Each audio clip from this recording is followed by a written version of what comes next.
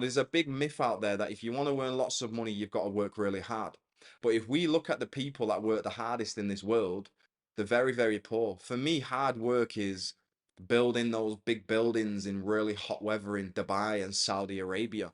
They're not earning a lot of money. You know, a lot of them come from India, they come from Pakistan, they've left their family in their home country to go and work in Dubai, and they're working really hard, but they're absolutely broke. And then you look at multimillionaires, they're on golf trips, they're on ski trips, they're having vacations in the Bahamas, they're not working really hard. And the reason is that hard work alone is not going to get you the result that you want if you are not a vibrational match for what you want. Okay.